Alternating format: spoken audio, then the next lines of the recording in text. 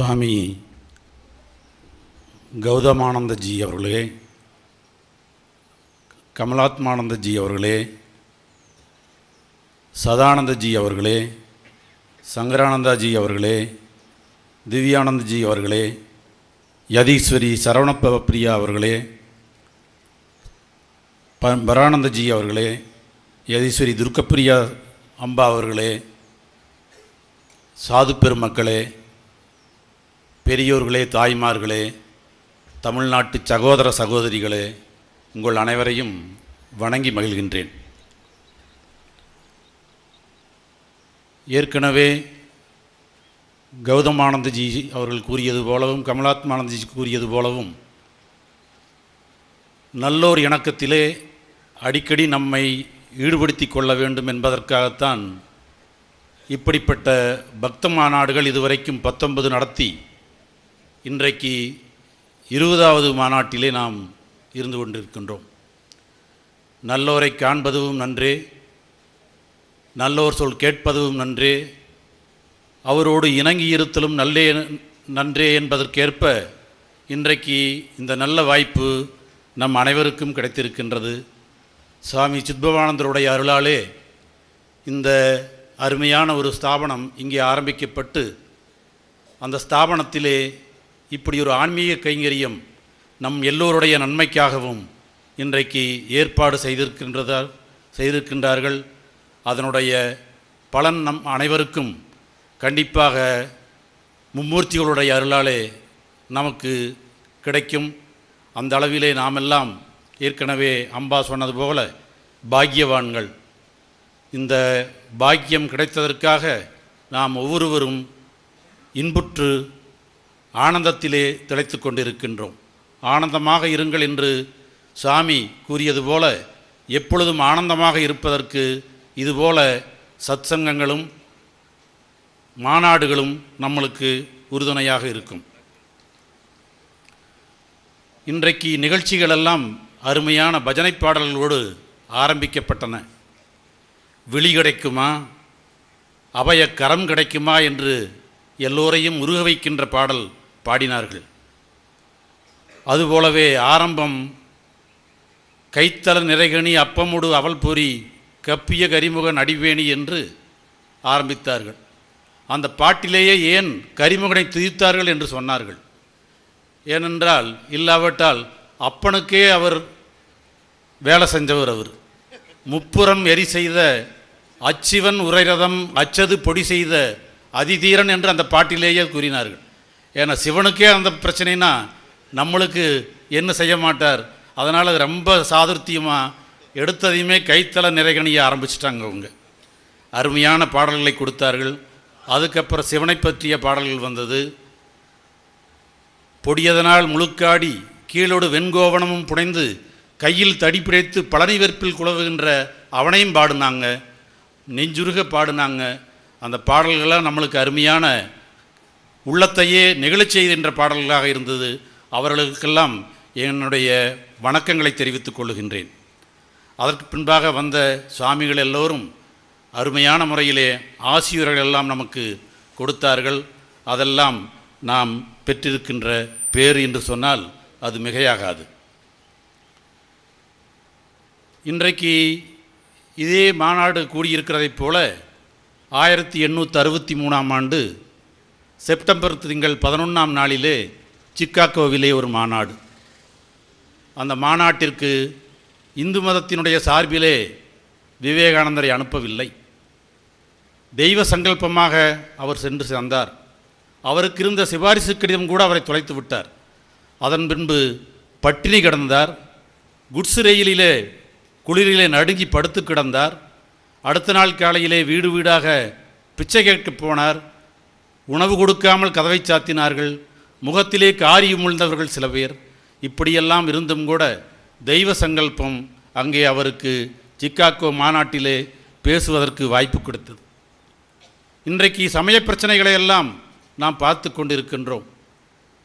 என்னுடைய தெய்வம்தான் பெரியது, உன்னுடைய தெய்வம் பெரியதல்ல என்கின்ற அளவிலே மதப்பூசல்கள் எல்லாம் இன்றைக்கு விசுவம் எடுத்து இருக்கின்றன. உடலிலே இரத்தம் ஓட வேண்டும் என்பதுதான் தெய்வம் நமக்கிட்ட கட்டளை.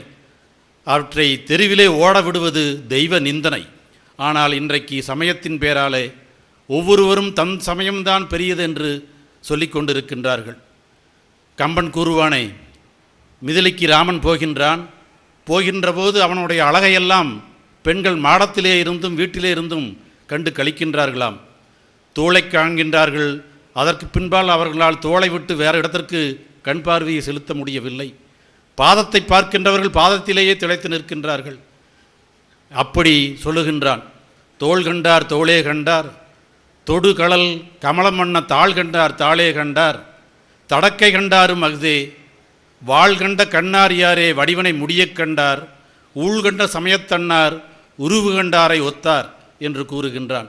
சமயங்களெல்லாம் எப்படி தன்னுடைய தெய்வம்தான் பெருசு என்று சொல்லுகின்றதோ அதைப்போல தோளை கண்டவன் தோள்தான் அழகு, தாளை கண்டவன் தாழ்தான் அழகு, தடக்கையை கண்டவர்கள் தடக்கைதான் அழகு என்று கூறுகின்றார்களாம். அப்படிப்பட்ட நிலைமையிலே தான் இன்றைக்கு இந்த பூசல்களெல்லாம் இருந்து கொண்டிருக்கின்றது. அதனால்தான் பாரதி பாடினான், தெய்வம் பல சொல்லி பகை தீயை வளர்ப்பவர்கள் மூடர்கள் என்று கூறுகின்றான். யாரும் பணிந்திடும் தெய்வம், பொருள் யாவிலும் நின்றிடும் தெய்வம், பாருக்குள்ளே தெய்வம் ஒன்று, இதில் பற்பல சண்டைகள் வேண்டாம் என்று அவன் கூறுகின்றான். அப்படிப்பட்ட நிலையைத்தான் அந்த சர்வமத சபையிலே நமது துறைவேந்தர் அங்கே எடுத்துரைக்கின்றார். நான் ஆண்டாண்டு காலமாக வருகின்ற துறவிகள் சார்பாக உங்களுக்கு நன்றி கூறுகின்றேன். எந்த மதம் எல்லா மதங்களையும் சகிப்புத்தன்மையோடு ஏற்றுக்கொண்டிருக்கின்றதோ, எந்த மதம் எல்லா மதங்களுக்கும் தாய் மதமோ, எந்த மதம் எல்லா மதங்களும் உண்மை என்று ஏற்றுக்கொண்டிருக்கின்றதோ அந்த மதத்தின் சார்பாக உங்களுக்கெல்லாம் நான் நன்றி கூறுகின்றேன் என்று அவர் தொடங்குகின்றார். தொடங்கும் பொழுதே கூறுகின்றார், நான் இளம் பிராயத்திலே எனக்கு நாள்தோறும் நான் சொல்லுகின்ற பாட்டொன்று உங்களுக்கு சொல்லுகின்றேன். நான் மட்டுமல்ல, கோடிக்கணக்கான இந்திய இளைஞர்கள் நாள்தோறும் அவர்கள் கூறுகின்றார்கள், பொங்குபல சமயமனும் நதிகளெல்லாம் புகுந்து கலந்திட நிறைவாய் பொங்கியோங்கும் கங்குகரை காணாத கடலே, எங்கும் கண்ணாக காண்கின்ற கதியே, அன்பர்தங்க நிழல் பரப்பி மயல் சோடையெல்லாம் தணிக்கின்ற தருவே, பூந்தடமே ஞானச் செங்குமுதம் மலரவரும் மதியே, எல்லாம் செய்யவல்ல கடவுளே தேவதேவே என்கின்ற பாட்டு அவர் அங்கே கூறுகின்றார். அதனுடைய கருத்துக்களை கூறுகின்றார்.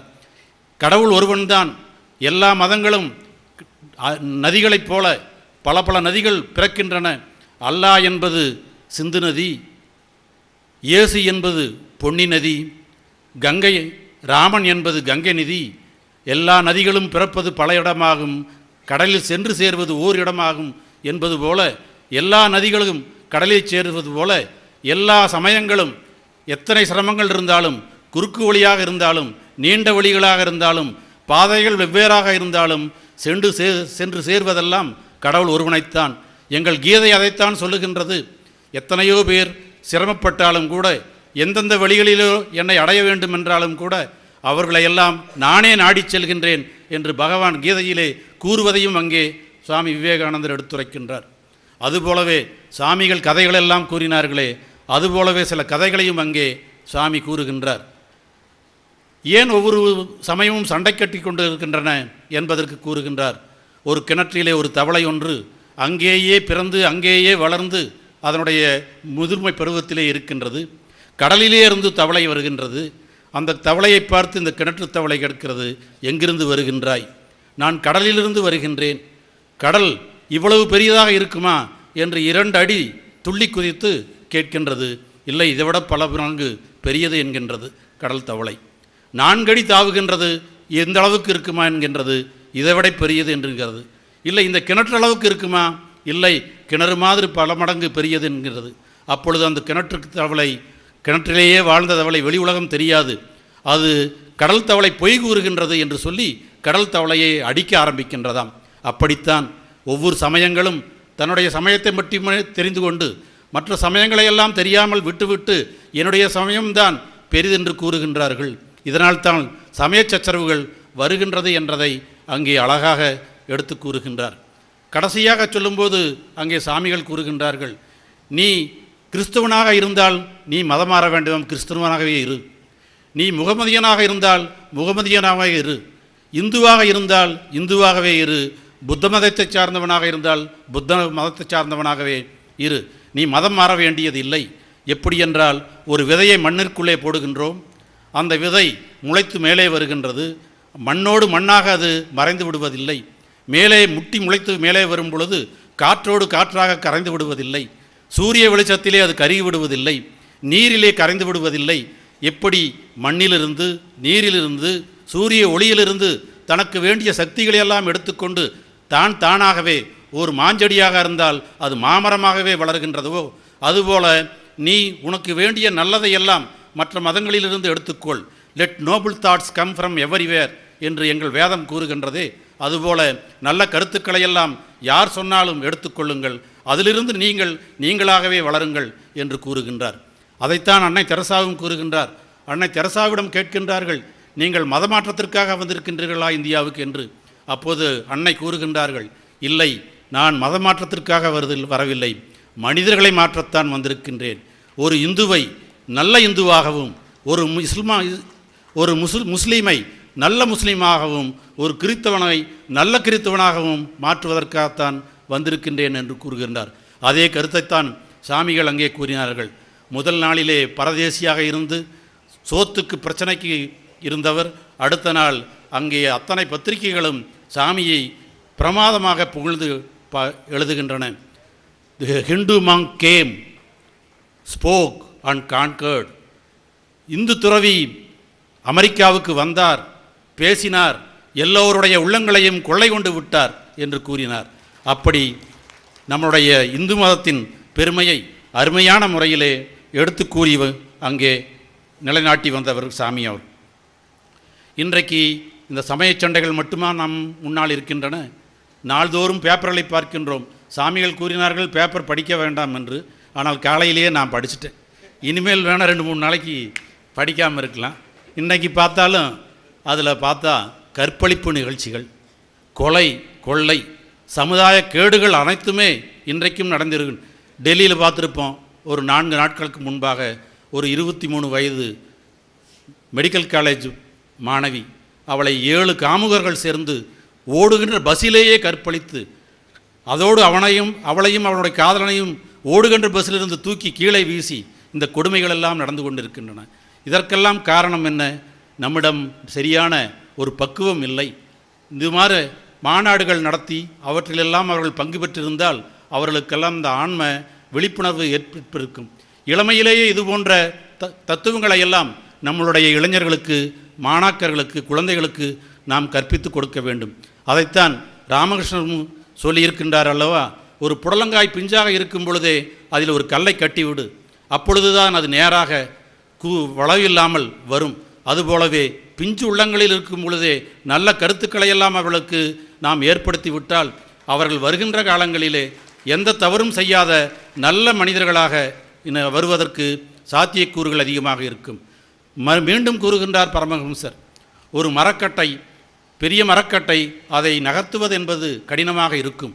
ஆனால் அதை அப்படியே நீரிலே போட்டு விட்டால் ஒரு சின்ன குழந்தை கூட அதை நகர்த்த விட முடியும். அப்படி உன்னுடைய அறிவையெல்லாம் நல்ல விஷயங்களிலே, ஞானத்திலே, ஆன்மீக ஞானத்திலே போட்டுவிடு, பகவானை கட்டிப்பிடித்து விடு.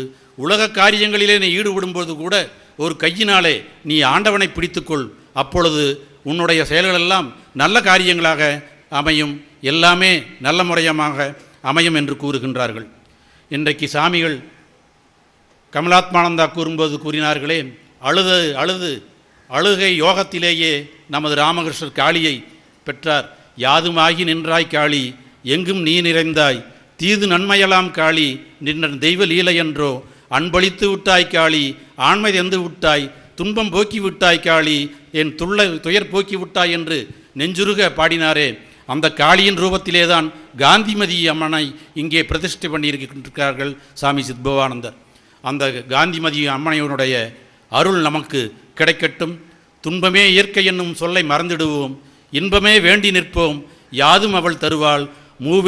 மும்மூர்த்திகளும் எல்லா அருள்களையும் நமக்கு கொடுப்பார்கள், காந்தியதி அம்மனும் நமக்கு கொடுப்பார்கள். இது போன்ற மாநாடுகள் நமக்கு பயனுள்ளவைகளாக அமைந்திருக்கின்றன, அமையும் என்று கூறி வாய்ப்பு கொடுத்ததுக்கு நன்றி கூறி அமைகின்றேன். நன்றி, வணக்கம்.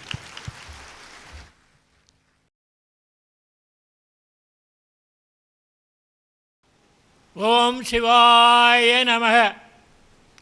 My obeisance to ye, to the Supreme Being, Lord Shiva. My obeisance to Swami Ramana Maharishi. My obeisance to Anni Sarda Devi. My obeisance to Swami Vivekananda. My obeisance to Swami Chidbhavananda. My obeisance to Swami Nidyananda. My obeisance to Shankarananda. My obeisance to Saravana Priyamba, and to all others, all in the base and previously sitting in here and in the days, and then my obeisance to all of you. My short time, so I have to speak very shortly. In my days of life, என்னுடைய வாழ்நாளில் இன்று ஒரு முக்கியமான நாளாக கருதுகிறேன். நீங்களும் கருதலாம். ஆனால் நான் கருதுவதற்கு ஒரு தனி அலாதிய விசேஷம் உண்டு. இந்த கல்லூரியை ஆரம்பிக்க வேண்டும் என்று பல நாள் தவசிருந்து சித்பானந்த சாமிகிட்ட போய் சண்டை போட்டு இந்த கல்லூரி கட்ட ஆரம்பித்தேன். அதனால் நான் இப்பொழுது இதை பார்க்கும் பொழுதே தேவலோகமாக இருக்கின்றது. பள்ளிக்கூடமாக இல்லை, தேவலோகமாக இருக்கின்றது. நான்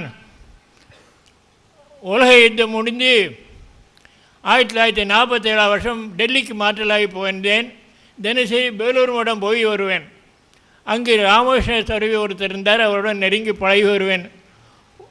ஒரு நாள் ஞாயிற்றுக்கிழமை போய் அன்னை சாரதாதேவியின் சிலை முன்னால் உட்கார்ந்து தியானம் செய்தேன். எனக்கே தெரியாது எவ்வளோ நேரம் உட்காந்து வெகு நேரம் உட்கார்ந்து விட்டேன். என்னுடைய மேலுகதாரி வீட்டில் ஆளை காணுமே விடிக்காலமே போனானே ஆரம்பத்தை காணுமேன்னு சொல்லி கார் எடுத்துக்கிட்டு அங்கே பேலூர் மடத்துக்கு வந்து பார்க்காரு. நான் அங்கே வந்து கேட்டிருக்காரு, ஆமாம் ஒரு ஆள் அங்கே இருக்கார் சாரதாதேவி முன்னால்னாங்க. அங்கே வந்து என்னை எழுப்பினார். ஆறுமோ என்ன செய்கிற? நான் ஒன்றும் பேசலை. நீ என்ன ராத்திரி இருட்டு நேரம் வரைக்கும் இங்கேயே உட்காந்துட்ட? என்னை இழுத்து வீட்டுக்கு கொண்டு போய் விட்டு உடனே டெலிஃபோன் தேவைப்படார். தாயார் மதுரை இருந்தாங்க. அவர் இன்னும் சிறிது நாளில் துறவியாக போய்விடுவார், அதனால் அவருடைய மனைவியை உடனே அனுப்புங்கள் என்று சொல்லி ஃபோன் பண்ணார். அதே மாதிரி மனைவி 15 நாளில் வந்துட்டா. அது வேறு காரியம். அதன் பிறகு சில ஆண்டுகள் கழித்து நான் மதுரைக்கு மாற்றலாகி வந்தேன். நான் அம்பாசமுத்திரத்தில் இருந்தேன். அங்கே 1954 வருடம் டெல்லியில் இருக்கும்பொழுது சுவாமி சித்வானந்தி அங்கே ஒரு மடத்தில் ராமகிருஷ்ண மடத்தில் ஒரு கான்ஃபரன்ஸுக்கு வந்திருந்தாங்க. அப்போ அவளை சந்தித்து வீட்டுக்கு கூப்பிட்டு போய் எல்லாம் உதவி செய்தேன். அன்னையிலேருந்து இன்னை வரைக்கும் நெருங்கி பழகிட்டுருக்கேன். அம்பாசமுத்திரத்துலேயும் தூத்துக்குடிலையும் இருக்கும்போது என் வீட்டில் தங்குவாங்க சித்பவன சாமி, அவ்வளோ இது செய்தாங்க. ஒரு நாள் திருப்பராய்த்துறையிலையும் போய் பேசினேன். அங்கே போய் மாணவர்களுக்கெல்லாம் பேசி எடுத்து சொல்லி சுவாமிகிட்டையும் சொன்னேன், அவங்களுக்கு வல்லார காப்பி கொடுங்க, தாமரப்பூ காப்பி கொடுங்கன்னு. அதை உடனே செயல்படுத்தினார்கள். இப்போ எப்படி இருக்கோ தெரியாது எனக்கு. அதன் பிறகு நான் இங்கு மதுரைக்கு வந்த பிறகு இப்போவுமே சொல்லிவிட்டார்கள், நான் அதெல்லாம் சொல்ல வேண்டாம். என்னுடைய விருப்பம் இந்த கல்லூரி பல்கலைக்கழகமாக ஆக வேண்டும், ஆகிவிடும். எண்ணிய எண்ணியாங்கு இதுவே எண்ணியர் தென்னியராக பெறின் என்று திருவள்ளுவர் சொல்லியிருக்கார். நீங்களாம் தென்னியராக இருந்தால் திருவள்ளுவருடைய வாக்கு பொய்யாகாது. என்னுடைய அன்பர் சுப்பிரமணிய ராஜா இருக்கார். அவர் நினச்சான்னா ஒரே நாளில் 1 கோடி வந்துடும். இந்த 2013 1 கோடி நம்ம வசூல் பண்ணணும்.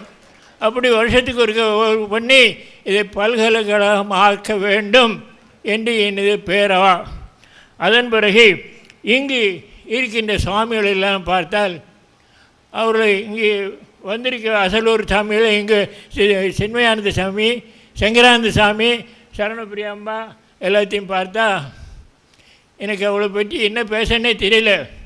சேக்கிலார் பாடினார் பெரிய புராணத்தில், கேடும் ஆக்கமும் கெட்டு தெரிவினார், ஓடும் செம்பனும் ஒக்குவே நோக்குவார், கூடும் அன்பினில் கும்பிடலே அன்றி வீடும் வேண்டா விரலின் விளங்கினார்.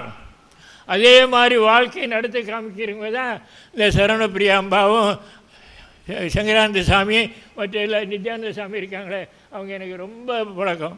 எல்லோரும் நீங்கள் எல்லோரும் கேடும் ஆக்கவும் இல்லாமல் இருக்கீங்க, தொண்டு செய்கிறீங்க. நங்கடம்பனை பெற்றவள் பங்கினேன் தென்கடம்ப திருக்கிற கோயிலான் தன்கடன் பணி என் தன் கடன் நினைந்தாங்கள் என் கடன் பணி செய்து கிடப்பதே என்று பணி செய்தே வருகின்றார்கள். அவர்களெல்லாம் நாம் தெய்வமாகத்தான் கருத முடியும். தெய்வத்தை பார்க்க முடியாது. சிவபெருமான் யாராவது பார்த்துருக்காங்களா? இல்லை. அவர்கள் தான் நமக்கெல்லாம் தெய்வம். அவர்கள் அவ்வளோ வாழ்க்கையை பூரா அர்ப்பணித்து பணி செய்து வருகிறார்கள். ஆகையினால அவர்கள் நன்றாக வாழ வேண்டும், அருமையாக இருக்க வேண்டும் என்று கடவுளை பிரார்த்திக்க வேண்டும். அதற்கப்புறம் நான் விரும்புகின்றெல்லாம் இங்கு ஒரு பெரிய நூல் நிலையம் கட்ட வேண்டும். இப்பொழுது சின்ன நூல் நிலையமாக இருக்கின்றது. பெரிய நூல் நிலையம் கட்டி லட்சக்கணக்கான புத்தகங்களை எங்கள் உலகத்திலிருந்து வாங்கி சேர்க்க வேண்டும். மாணவிகளுக்கு அசௌகரியம் வந்தால் ஒரு சின்ன மருத்துவமனை கட்ட வேண்டும். யாராவது இங்கே இருக்க பெரியவன் சாலையை பார்த்து பணம் கொடுக்கலாம். கட்டினா ஒரு சின்ன மருத்துவமனை கட்டி 3 நர்ஸு போட்டு 8 மணி நேரத்துக்கு போட்டு அவ்வளோ பாதுகாக்கணும். அதால் அந்த மாணவிகளுக்கு ரொம்ப வசதியாக இருக்கும். அதன் பிறகு அன்னபூர்ணா சாலை, சாப்பாட்டுக்கு உணவு சாலை, பெரிய சாலை கட்டணும். அதுக்கு சாப்பாடு மண்டபம்லாம் கட்டணும். ரொம்ப வசதியெல்லாம் செய்யணும். அதன் பிறகு தினசரி நம்முடைய சொந்த லாரி ஒத்த கடைக்கு போனோம். நல்ல காய்கறி கிடைக்கும். அங்கே தான் கொடைக்கானலும் போனோம். தினசரி அங்கேருந்து காய்கறி வாங்கிட்டு வரணும். நம்ம பிள்ளைகளுக்கு மாணவர்களுக்கு நல்ல ஹைஜீனிக் வெஜிடபிள்ஸ் அண்ட் ஃப்ரூட்ஸ் எல்லாம் கொடுத்து நல்ல சாப்பாடு போட்டு நல்ல ஆரோக்கியமாக்கி நன்றாக புனியில்லாமல் வாழ வைக்கணும். அதுக்கெல்லாம் இங்கே சந்தையில் போய் காய்கறியெல்லாம் வாங்கிட்டு வரக்கூடாது. ஒத்த கடையிலேருந்து வாங்கிட்டு வரணும். லாரி வைக்கணும். லாரி வச்சு எல்லாம் கொண்டாந்து செய்யணும். அதே மாதிரி தான் கொடைக்கானல்லையும் பழங்கள் கொண்டு வரலாம், எல்லாம் செய்யலாம். இந்த மாதிரி எல்லாம் செய்யும்போது கல்லூரி வேலை பார்த்த ஆசிரியர்களுக்கு அதை சொல்லணும்ல முக்கியமாக. இல்லைன்னா என்னடா இவர் என்னத்தையே பேசுனேன்னு. அவர்களுக்கெல்லாம் நிறைய சம்பளம் கொடுக்கணும். நல்ல ஆரோக்கியமாக இருக்க முடிக்க என்னென்ன செய்யணுமோ அதை உதவியெல்லாம் செய்யணும். அதுக்கெல்லாம் வேணும். இதுக்கு தான் என்ன சொல்கிறேன், நிதி கலெக்ட் பண்ண வேண்டும். இந்த வருஷத்தில் 2013ஆம் வருஷம் 2013இல் 1 கோடி தயார் பண்ணிட வேண்டும். வேண்டி அவர்களுக்கு நிதி உதவிகள் சேர்த்து அதிலேருந்து எல்லா வசதியும் செய்து கொடுக்க வேண்டும். ஆசிரியர்களுக்கும் மற்ற தொழில் செய்வர்களுக்கும் எல்லாம் செய்ய வேண்டும் என்று நான் வேண்டுகிறேன். முன்னாலே சொன்னேன், திருக்குறளை சொன்னேன். அதே மாதிரி திருவள்ளுவர் பெருமானின் வாக்கு பொய்யாகாது. நீங்கள் அனைவரும் தெண்ணியபடி எண்ணி உழைத்து இந்த நிறுவனத்தை பல்கலைக்கழகமாக்க வேண்டும் என்று இறைவனை பிரார்த்தித்து உங்கள் எல்லோரும் கேட்டுக்கொள்கிறேன். வணக்கம். அமைகிறேன். வணக்கம்.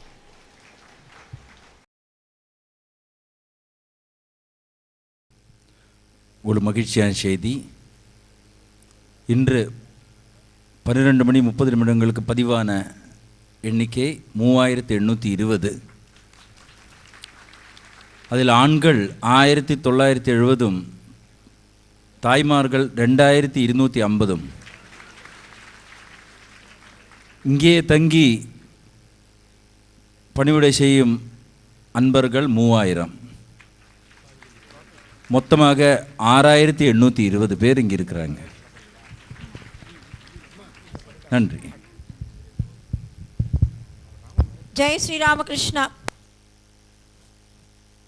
நிச்சயமாக பகவான் ஸ்ரீ ராமகிருஷ்ணரின் அருளாசியால் இந்த கல்லூரி ஒரு பல்கலைக்கழகமாக விரைவில் வரும் என்று நாங்கள் அனைவரும் நம்புகின்றோம். பகவான் ஸ்ரீ ராமகிருஷ்ணரின் அருளாசியினால். தொடர்வது பரிசு வழங்குதல்.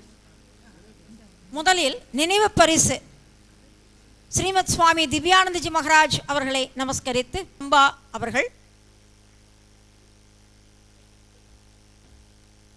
நினைவு பரிசு பெற்றுக் கொள்கின்றார்கள்.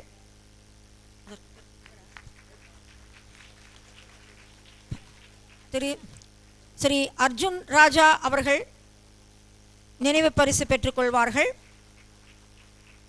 அதைத் தொடர்ந்து முதுபெரும் பக்தர் பீஷ்ம பிதாமகர் ஐயா அவர்கள் நினைவு பரிசை பெற்றுக்கொள்வார்கள். தொடர்வது மாணவ மாணவிகளுக்கான பரிசுகள் வழங்குதல். போட்டிகளில் வெற்றி பெற்ற மாணவ மாணவியருக்கான பரிசு இப்பொழுது வழங்கப்படும் மேடையில். சுவாமிஜியின் 150வது ஜெயந்தி விழாவை முன்னிட்டு திருநெல்வேலி ஸ்ரீ சாரதா மகளிர் கல்லூரியில் தமிழ்துறையின் சார்பாக கல்லூரிகளுக்கு இடையேயான பல்வேறு போட்டிகள் நடத்தப்பட்டன. அப்போட்டிகளில் வெற்றி பெற்றவர்களுக்கு இவ்விழாவில் பரிசுகள் வழங்கப்பட உள்ளது என்பதை மகிழ்ச்சியோடு தெரிவித்துக் கொள்கிறோம். பரிசுகளை வழங்குமாறு ஸ்ரீ ராமகிருஷ்ண தபோவனத்தின் செயலாளர் ஸ்ரீமத் சுவாமி திவ்யானந்தாஜி மகராஜ் அவர்களை பணிவன்புடன் கேட்டுக்கொள்கிறேன். ஓவிய போட்டி முதல் பரிசு ஜி ரமேஷ், முதுகலை பொருளியல் துறை, மேத்தீதா இந்து கல்லூரி. இரண்டாம் பரிசு கரகோஷ எழுப்பலமே தயவு பண்ணி. பி அஞ்சனா, 2ஆம் ஆண்டு வணிகவியல் துறை, ரோஸ்மேரி கலை மற்றும் அறிவியல் கல்லூரி. மூன்றாம் பரிசு கோ கிருஷ்ணமாலினி, 1ஆம் ஆண்டு இயற்பியல் துறை, ராணி அண்ணா அரசு கலைக்கல்லூரி. கட்டுரை போட்டி முதல் பரிசு ஆ வனிதா, மாதீதா இந்து கல்லூரி. 2ஆம் பரிசு க புவனேஸ்வரி, 2ஆம் ஆண்டு ஆங்கிலம், ரோஸ்மேரி கலை மற்றும் அறிவியல் கல்லூரி. 3ஆம் பரிசு ஆர் ஸ்வாதி, 2ஆம் ஆண்டு முதுகலை ஆங்கிலம், ராணி அண்ணா அரசு கலைக்கல்லூரி. கவிதை போட்டி முதல் பரிசு ஆர் ஸ்வாதி, முதுகலை ஆங்கிலத்துறை, ராணி அண்ணா அரசு கலைக்கல்லூரி. முதல் பரிசு கோகுல நாச்சியார், 3ஆம் ஆண்டு வணிகவியல் துறை, ரோஸ்மேரி கலை மற்றும் அறிவியல் கல்லூரி. 2ஆம் பரிசு ஆர் அஸ்வினி, 3ஆம் ஆண்டு இயற்பியல் துறை, மேத்தீதா இந்து கல்லூரி.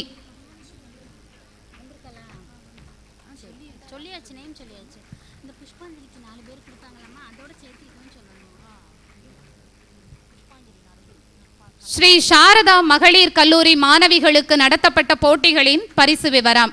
பேச்சு போட்டி முதல் பரிசு ஜோசப் கேத்ரின், 2ஆம் ஆண்டு ஆங்கிலத்துறை, ஸ்ரீ சாரதா மகளிர் கல்லூரி.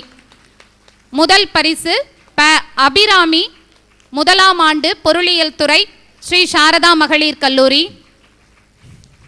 2ஆம் பரிசு மீனாட்சி, 2ஆம் ஆண்டு ஆங்கிலத்துறை, ஸ்ரீ சாரதா மகளிர் கல்லூரி.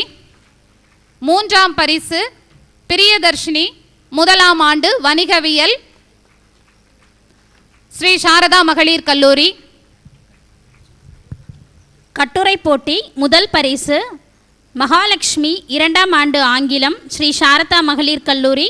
2ஆம் பரிசு வெங்கடேஸ்வரி, 2ஆம் ஆண்டு வேதியியல் துறை, ஸ்ரீ சாரதா மகளிர் கல்லூரி திருநெல்வேலி. 3ஆம் பரிசு ஜே வந்தனா, 2ஆம் ஆண்டு வேதியியல் துறை, ஸ்ரீ சாரதா மகளிர் கல்லூரி.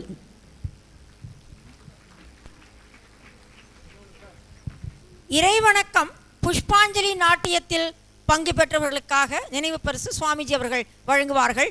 டி ரம்யா, 2nd MCom,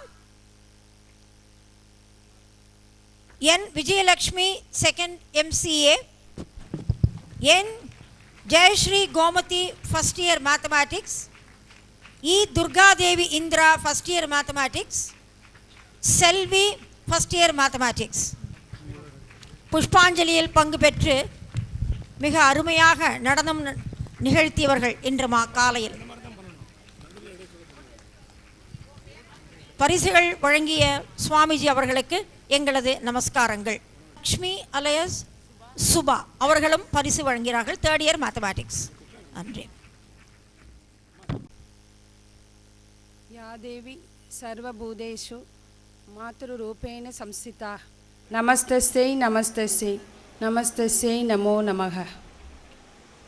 நாம் மானிடராய் பிறந்திருப்பது கடவுள் வழிபாட்டிற்காக என்று கூறிய ஸ்ரீ ராமகிருஷ்ணரையும், உடன் வாழும் உயிர்களில் ஏதாவது ஒன்றுக்காவது உன்னால் மகிழ்ச்சியை கொடுக்க முடியுமானால் உன் வாழ்க்கையின் லட்சியம் நிறைவேறிவிட்டது என்று புரிந்துகொள் என அன்பின் சிறப்பினை கூறிய அன்னை ஸ்ரீ சாரதா தேவியையும், நான் எதையும் சாதிக்க வல்லவன் என்று சொல், நீ உறுதியுடன் இருந்தால் பாம்பின் விஷம் கூட சக்தியற்றதாகிவிடும் என்று வீர முழக்கம் செய்த சுவாமி விவேகானந்தரையும் முதலில் வணங்குகிறோம். ஸ்ரீ ராமகிருஷ்ண பக்தர்களின் 20வது மாநாட்டின் முதல் நிகழ்வு சிறப்பாக நடைபெற்று வருகிறது.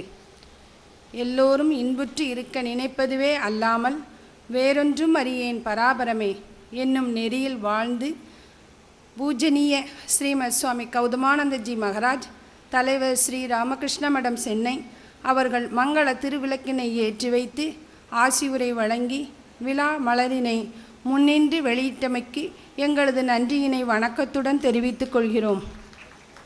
மேலும் ஸ்ரீமத் சுவாமி கமலாத்மானந்தஜி மகராஜ், தலைவர் ஸ்ரீ ராமகிருஷ்ண மடம் மதுரை அவர்கள் மனித இனம் முழுமைக்கும் ஏற்றதாகிய பிரார்த்தனையின் முக்கியத்துவம் பற்றி எடுத்துரைமைக்கு எங்களுடைய நன்றியை உரித்தாக்குகின்றோம். யான் பெற்ற இன்பம் பெருக இவ்வையகம் என்னும் நெறியில் வாழ்ந்து தான் பெற்ற ஆன்மீக இன்பத்தை அருளை இவ்வுலகிற்கு வழங்கும் ஸ்ரீமத் சுவாமி சதானந்த மகராஜ், தலைவர் ஸ்ரீ ராமகிருஷ்ண தபோவனம் திருப்பராய்த்துறை அவர்கள் இம்மாநாட்டிற்கு முன்னிலை வகித்து சிறப்பித்தமைக்கும் எங்களது நன்றியினை உரித்தாக்குகின்றோம். என் கடன் பணி செய்து கிடப்பதுவே என்று அருள்பணி ஆற்றி வருகின்ற ஸ்ரீமத் சுவாமி சங்கரானந்தஜி மகராஜ், கௌரவ தலைவர் 20வது பக்தர்களின் மாநாடு திருநெல்வேலி அவர்கள் விழா மலரின் முதல் பிரதியை பெற்று சிறப்பித்தமைக்கு எங்களது நன்றியை நவிழ்கின்றோம். மேலும் ஸ்ரீமத் திவ்யானந்தஜி மகராஜ், செயலாளர் ஸ்ரீ ராமகிருஷ்ண தபோவனம் திருப்பராய்த்துறை அவர்கள் நல்லதோர் துவக்கமாக வரவேற்புரை நல்கியமைக்கு நன்றிகள் பல. அல்லும் பகலும் பேர் அன்புடனே தானிருந்தால் கல்லும் முருகாதோ என்பர். எதையும் அன்போடும் பொறுமையோடும் புகன்று அனைவரையும் வழிநடத்தும் யதீஸ்வரி பிரவராஜிகா ரமா பிராணா மாதாஜி, தலைவி ஸ்ரீ சாரதா மடம் சென்னை, யதீஸ்வரி ராமகிருஷ்ண பிரியா அம்பா, தலைவி ஸ்ரீ சாரதா ஆசிரமம் உளுந்தூர்பேட்டை, யதீஸ்வரி விநாயகப்பிரியா அம்பா, தலைவி ஸ்ரீ சாரதா சமிதி, ஸ்ரீ சாரதா கல்வி நிலையங்கள் சேலம் அவர்களுக்கும் எங்களது நன்றியை உரித்தாக்குகின்றோம்.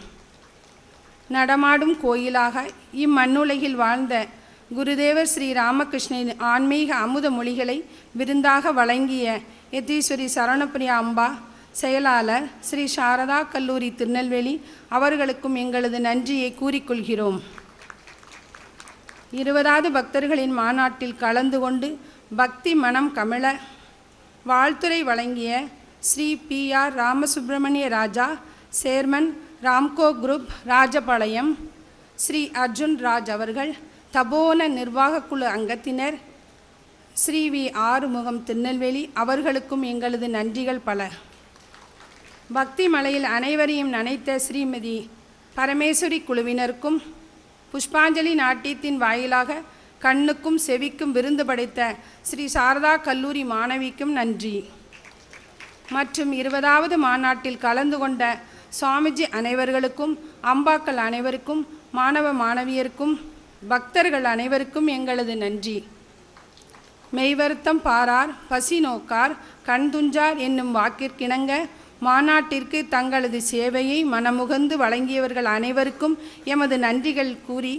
எமது நன்றியினை கூறிக்கொள்கிறோம்.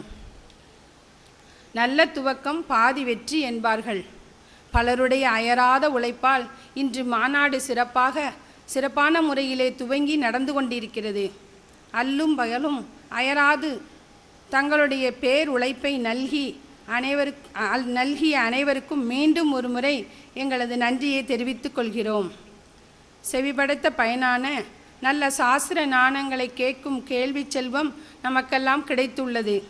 இதை 3 நாட்களும் நன்கு பயன்படுத்தும்படி பக்தர்களை வேண்டிக் கொள்கிறோம். முடிவாக இந்த மகாத்மாக்கள் கூடியுள்ள தெய்வீக திருவிழாவிலே நன்றியுரை வழங்கும் நல்ல வாய்ப்பினை தந்த அருள் திரு மூவரின் திருவடியை வணங்கி என்னுடைய நன்றியுரையை முடிக்கிறேன். நன்றி, வணக்கம்.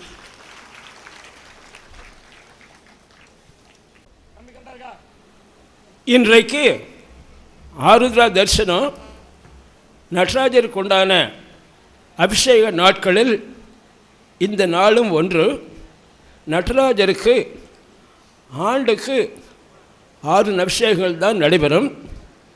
இந்த அபிஷேகத்தை பக்தர்கள் எல்லாருமே சிறப்பாக கொண்டாடுவார்கள். சிதம்பரம், உத்தரகோசமங்கை இந்த இடங்களில் ரொம்ப பெரிய கூட்டம் அலமோதிட்டு இருக்கும். அதனால் நடராஜரை பற்றிய ஒரு சின்ன நாமாவளி நான் சொல்லுவேன்.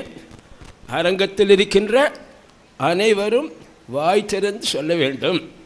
உங்களுடைய வாய் திறப்பினால் ஏதாவது ஒரு இந்த சாமியாவில் எங்கேயோ ஒரு சின்ன கீழ்ச்சல் வீழ்ந்திருந்தாக்கா ரொம்ப சந்தோஷப்படுவேன். அதனால் கூச்சம் இல்லாமல் நாமாவளியை அனைவருமே முடிந்த அளவு சத்தியமாக கொஞ்சம் உறக்க சொல்லுங்கள். நடராஜா நடராஜா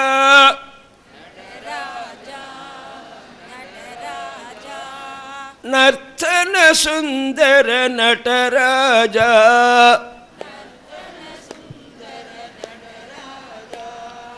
சிவராஜா சிவராஜா சிவராஜா சிவராஜா சிவகாமி பிரிய நடராஜா சிவகாமி பிரிய நடராஜா நடராஜா நடராஜா நடராஜா நடராஜா நர்த்தன சுந்தர நடராஜா நர்த்தன சுந்தர நடராஜா சிவராஜா சிவராஜா சிவராஜா சிவராஜா சிவகாமி பிரிய நடராஜா சிவகாமி பிரிய நடராஜா சிவராஜா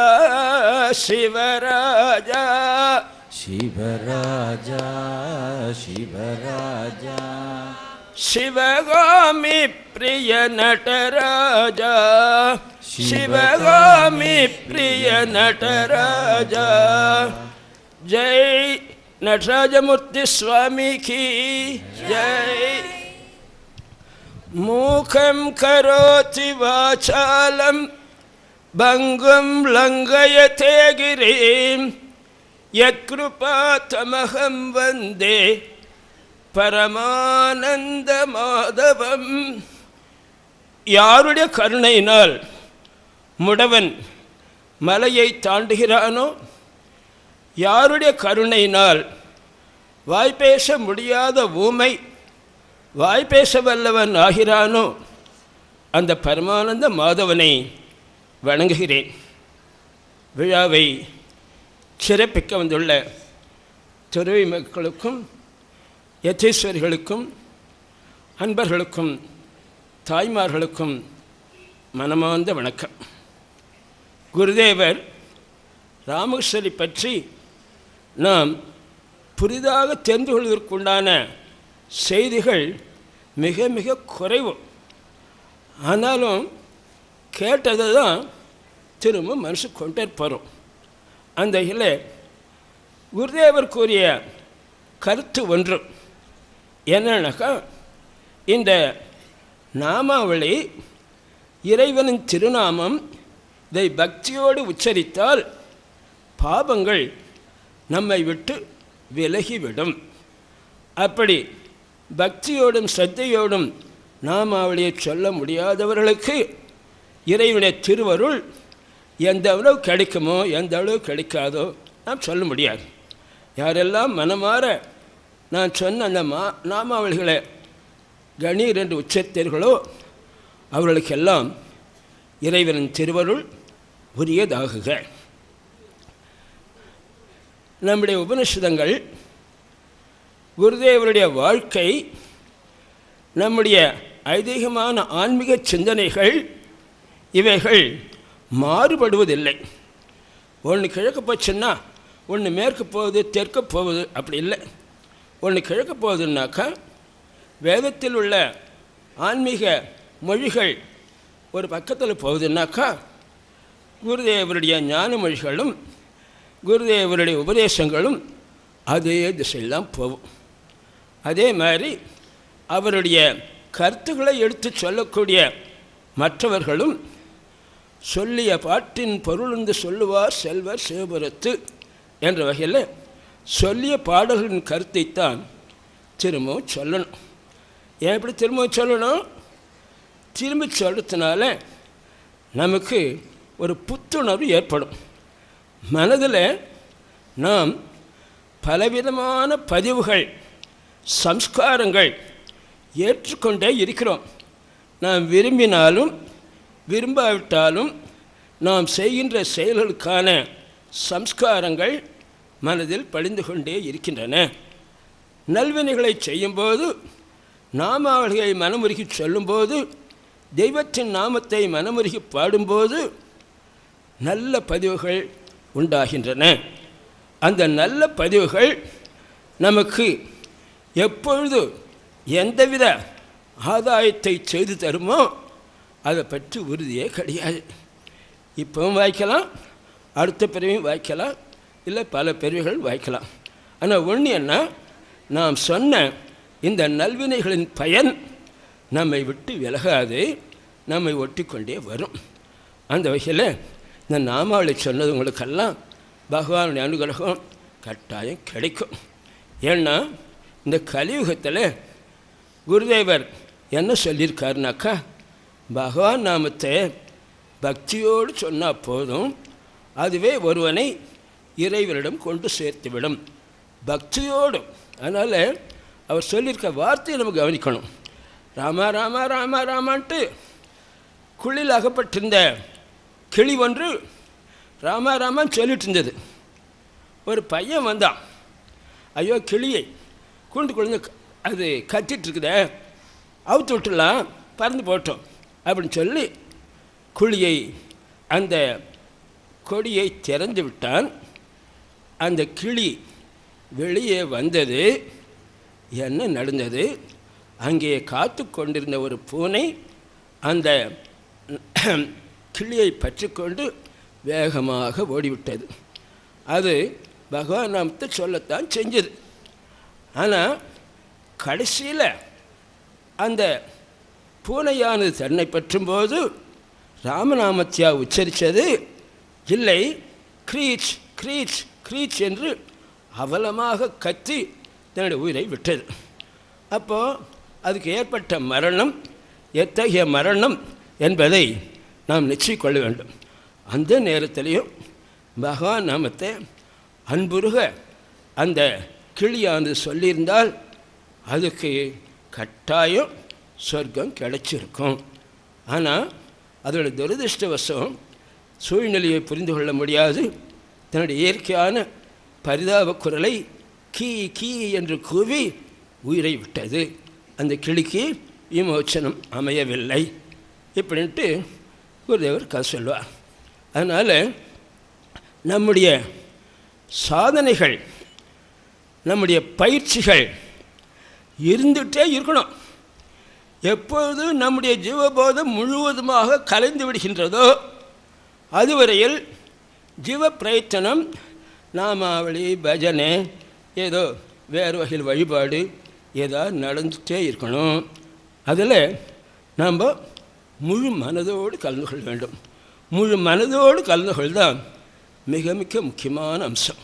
அதனால் ஏதோ கிளிப்பில்லை ராமராமன் சொல்லிச்சு, போனை வந்து கச்சிச்சு, கீக்கின்னு செத்துட்டு செத்து போச்சு, அது நமக்கு முன் உதாரணமா அல்ல. கிளியின் கழுத்தில் பிடிபட்டிருந்தாலும் ராமா ராமா ராமா ராமா என்று ராமநாமத்தை உச்சரித்து அந்த கிளி உயிரை விட்டிருந்தால் அது பரமபத பிராப்தியை அடைந்திருக்கும். எனவே இந்த நம்முடைய அன்றாட பயிற்சிகள், அன்றாடைய சோதனைகள், அன்றாடைய வழிமுறைகள் இவைகள் கொஞ்சம் ஏதோ யந்திர கத்தியில் மிஷின் ஒர்க் பண்ணுற மாதிரி அதை சொல்லிட்டுருக்கிறோமா, அல்லது நம்முடைய மனமானது நாம் சொல்லுகின்ற நாமத்தில் லயித்து இருக்கிறதா என்பதை பார்க்கணும். நாம் சொல்லுகின்ற நாமத்தில் நம்முடைய மனம் லயமாக இருந்தால் நாம் இந்த புண்ணிய தினத்தில் பெரும் பாக்கியத்தை அடைவோம். அந்த வகையில் நமக்கு வெறும் உச்சரிப்பு மட்டும் போதாது, உச்சரிப்போடு கூடிய பாவனையும் வேண்டும், உச்சரிப்போடு கூடிய உணர்வும் வேண்டும். இது முக்கியமானது. இறைவனை அடைவதற்கு எத்தனையோ நெறிகள், எத்தனையோ வழிகள், எத்தனையோ மார்க்கங்கள். ஆனால் குருதேவர் என்ன சொல்கிறாரு, இந்த கலியுகத்தில் நீ இறைவனை அடைய வேண்டும் என்றால் இறைவனின் திருநாமத்தை பக்திபூர்வமாக உச்சரித்தால் போதும், நீ பரகதி அடைந்து விடுவாய். அதனால் அந்த பகவான் நாமத்தை பக்திபூர்வமோடு உணர்வோடு நாம் உச்சரிக்கின்றோமா என்பதுதான் மிக மிக முக்கியம். எத்தனை நாமால் சொன்னோம், எத்தனை பஜனை சொல்லோம், எத்தனை தடவை திரும்பி சொன்னோம், இதெல்லாம் ரெண்டாவது மூன்றாவது விஷயங்கள். முதல் விஷயம் என்ன, எந்த அளவுக்கு நம்முடைய மனதை நாமாவளியில் லயமாக்கி நாமாவளியை சொல்கிறோம் என்பதுதான் முக்கியம். அந்த வகையில் நாம் பகவான் நாமத்தை முதலில் சொல்லிட்டோம். அடுத்தாப்பில் சில கருத்துக்களை நாம் ஆராய்வோம். இப்போ நமக்கு உண்டானது என்னன்னாக்கா, இறைவனை அடைவது மிக லேசான வழியா, மிக எளிமையான வழியா? இல்லை, அப்படி யாரும் சொல்லி வைக்கல. இறைவனை அடைவது எளிமையான வழி, இறைவனை அடைவது மிகச் சுலபமான வழி யாரும் சொல்லலை. கடைசி நேரத்தில் நீ பிராணனை விடும்போது இறைவன் நாமத்தை மனதில் வைத்துக்கொண்டு இறைவன் நாமத்தை உச்சரித்து உயிரை விடு. அந்த உயிரை விடுகின்ற நேரத்தில் என்ன எண்ணம், என்ன சிந்தனை உன் மனதில் நிற்கின்றதோ அதன் தொடர்ச்சியாகத்தான் அடுத்தாப்பில் உனக்கு பிறவி அமையும். பகவான் நாமத்தை பக்தியோடு சொல்லிட்டோம்னாக்கா நமக்கு அடுத்த பிறவியை பகவான் துடைத்து விடுவான். ஒரு நம்பிக்கை தான். பகவான் துடைக்க முடியலன்னாக்கா பரவாயில்ல, இத்தனையோ ஜென்மங்கள் எடுத்தெடுத்தே திளைத்தேன், இன்னும் ஓர் ஜென்மங்கள் நான் எடுக்க வேண்டிய நிலை வந்தால் எடுக்கிறேன். ஆனால் புழுவாய் பிறக்கணும் புண்ணியா உன்னடி என் மனத்தே வழுவாதிருக்க வரம் தர வேண்டும். உன்னடி என் மனத்தே வழுவாதிருக்க வரம் தர வேண்டும். இந்த வரத்தை தான் கேட்குறாரு அப்பர் சுவாமிகள்.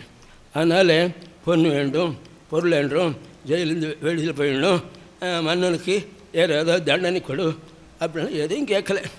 நான் உன் நாமத்தை ஸ்மரித்தவாறே இந்த உடலை விட வேண்டும் என்று தான் கேட்கிறார். அந்த வேண்டுகோள் நிறைவேறுகிறது.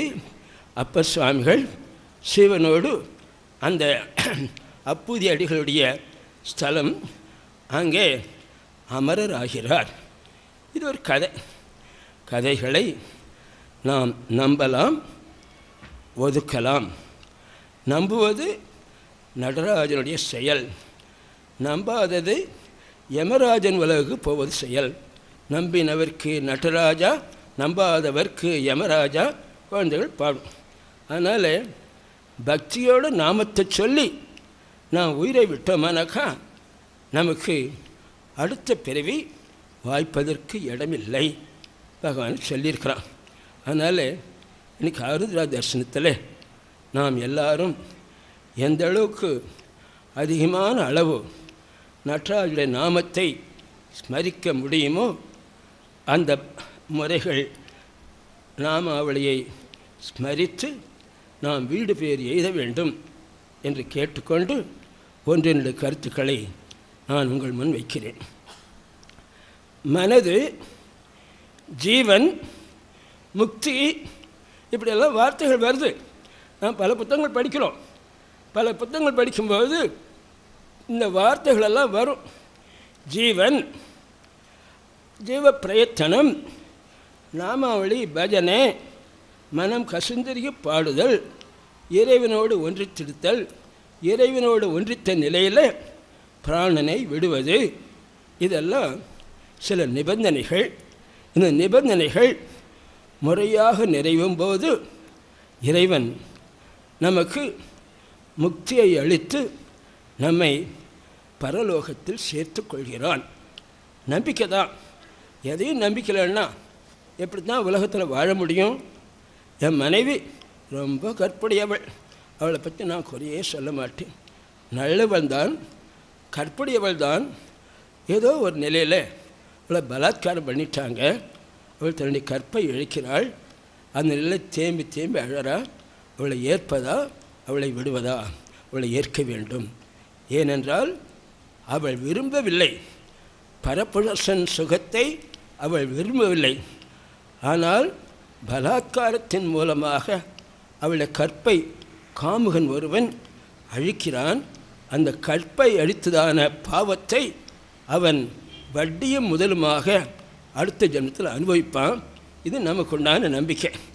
அந்த வகையில் இந்த ஜென்மத்தில் அவளுக்கு பகவான் நாமத்தை சொல்லிக்கிட்டே சரீரத்தை விடக்கூடிய வாய்ப்பு திரும்பவும் வழங்கப்பட்டால் அவள் பகவான் நாமத்தை சொல்லிக்கிட்டே சிவகதி போயிடுவாள். இந்த மாதிரி இறைவனுடைய திருநாமத்தை பக்திபூர்வமாக உச்சரித்தல், அதுவும் இறுதி மூச்சு, கடைசி பிராணன், அந்த கடைசி மூச்சு நம்முடைய நாசியை விட்டு வெளியே வரும்போது நாம் பகவான் நாமத்தை சொல்லிட்டு சரீரத்தை விட்டோம்னாக்கா இதை விட புண்ணிய மரணம், இதை விட புனிதமான மரணம் நமக்கு யாருமே தர முடியாது. ஆத்மைவ ஆத்மனோ பந்துகு ஆத்மைவ ரிபுராத்மனக. அர்த்தம் என்ன? ஒருவனுக்கு ஒருவனுடைய மனதே நண்பனாக இருக்கிறது. அதே மனது ஒருவனுக்கு சத்துருவாக இருக்கிறது. ஏன் நண்பனாக இருக்குது, ஏன் சத்துருவாக இருக்குது? யார் ஒருவன் மனத்தை வென்றவனாக இருந்து சிவநாமத்தை உச்சரிக்கிறானோ அவனுக்கு பகவான் நாமம் பூர்ணமாக கிடைக்கும். ஆனால் எதையோ நினைச்சுக்கிட்டு ஏதோ திங்க் பண்ணிக்கிட்டு பகவான் நாமம் சொல்கிறேன்னு சொன்னான்னாக்கா பகவானை நீ ஏமாத்துறேங்கிறது அவனுக்கு தெரியாத.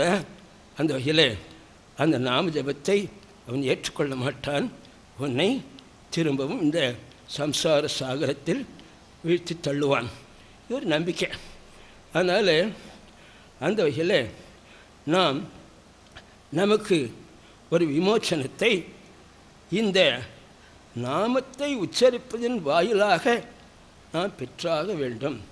வேதம் படிக்கிறது, சுவாத்தியாயம் பண்ணுறது, சத்சங்கத்தில் இருக்கிறது, கோயில்களுக்கு போகிறது, அபிஷேகம் பண்ணுறது எல்லாருக்கும் எல்லாம் சாத்தியம் இல்லை. ஆனால் இருக்கிற இடத்துல பக்திபூர்வமாக அமர்ந்து கொண்டு இறைவனை மனதில் நினைத்து கொண்டு இறைவனின் திருநாமத்தை உச்சரிப்பது எல்லாருக்கும் சாத்தியம். எது எல்லாருக்கும் சாத்தியமோ அதைத்தான் மாணிக்க வாசகர் சொல்லியிருக்கிறார். அதனால் அந்த வகையில் நாம் நம்முடைய கடைசி மூச்சை விடுவும்பொழுது சிவஸ்மரணையோடு நடராஜர் நாமாவளியோடு நடராஜை மனதில் நினைத்தவாறு நம்முடைய பிராணனை விட்டுட்டோம்னா நமக்கு பிறவியை பகவான் துடைத்து விடுவான். நம்பிக்கை, ஆழமாக நம்பிக்கை கொள்ளுங்கள். ஆனாக்கா இது ஒரு சிறிய செயல்தான். பகவானை மனசுக்குள்ளே நினச்சிக்கணும், பகவான் நமக்கு சொல்லணும். அப்படிங்கிறதெல்லாம் பெரிய அளவில் புரிந்து கொள்ள முடியாத விஷயமாக பயிற்சிக்கு அபியாசத்துக்கு கொண்டு வர முடியாத பெரிய செயலானா ஒன்றும் இல்லை. சின்ன குழந்தை, அந்த குழந்தை கூட நட்டராஜா நட்டராஜா நர்த்தன சுந்தர நட்டராஜா சிவராஜா சிவராஜா சிவகாமி பிரிய நட்டராஜா தன்னால் சொல்லும். நம்ம சொல்ல முடியாமல் போகுதுனாக்கா நம்முடைய குறைபாடு. அதனால் அந்த வகையில் இன்றைக்கி எல்லாருக்கும் சொர்க்க வாசல், சிவனாருடைய அந்த சொர்க்க வாசல் திறந்து இருக்குது. நாமத்தை சொல்லியிருந்தோம்னா நம்ம போகும்போது சிவ துவாரம் திறந்திருக்கும். நாமத்தை சொல்லாமல் எதையோ நினைச்சிட்டு இருந்தாக்கா அந்த துவாரம், அந்த வாசல் மூடிக்கொள்ளும். தட்டலாம், குத்தலாம், ஆடி பாடலாம், திறக்காது. ஏன்னா அகப்பையில் ஒன்றும் இல்லையே, சட்டியில் ஒன்றும் இல்லையே. சகப்பையில் இல்லாத போது, சட்டியில் இல்லாத போது அகப்பையை போட்டு சொல்லணுன்னாக்கா என்ன வரும்? ஒன்றுமே வராது. அதனால் இறைவனின் நாமத்தை பக்திபூர்வமாக உச்சரிக்கக்கூடிய மனப்பான்மை நமக்கு வர வேண்டும். நமக்கு மோட்சம் கிடைக்குதோ மோட்சம் கிடைக்கலோ, சித்தி கிடைக்குதோ சித்தி கிடைக்கலோ, இந்த ஆருத்ரா தரிசனத்தன்று சிவநாமத்தை பக்தி பூர்வமாக உச்சரித்து நமக்கு உண்டான நல்ல கதியை தேடிக்கொள்ள வேண்டும் என்ற அந்த கண்ணோட்டத்தில் எல்லாருமே சிவநாமத்தை சொல்ல வேண்டும். அதனால் பகவத்கீதையில் பல ஸ்லோகங்கள் வருது.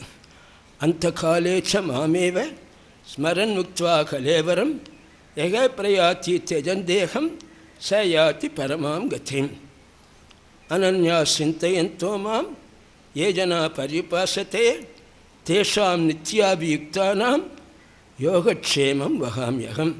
2 ஸ்லோகம் சொல்லிட்டேன். அதுக்கு விளக்கம் சொல்லிட்டு கொஞ்சம் நேரம் ஆகிடும். அதனால் கருத்தை மேலிருந்தாரு சொல்லிடுறேன். ஏன்னா இந்த நாமத்தை சொல்லிக்கொண்டே நாம் உயிரை விட வேண்டும். நாமஸ்மரணையை நிறுத்தக்கூடாது. நாம் கடைசி மூச்சு விடும்போதும் நாமஸ்மரணை உச்சரித்தவாறே நாம் உயிரை விட வேண்டும். இது நமக்கு ஏற்பட்டுள்ள கட்டளை. இந்த கட்டளையை அட்சரம் பிசகாமல் கடைப்பிடித்தாகணும்.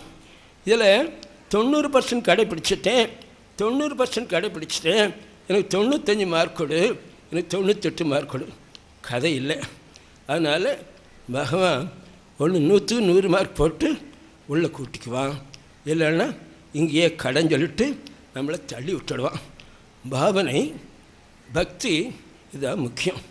அந்த வகையில் நமக்கு இன்றுள்ள மார்க்கங்களில் குருதேவர் சொல்லுவார், இந்த கலியுகத்தில் ஏனைய மார்க்கங்கள் கடினமானவைகளாக இருக்கின்றன.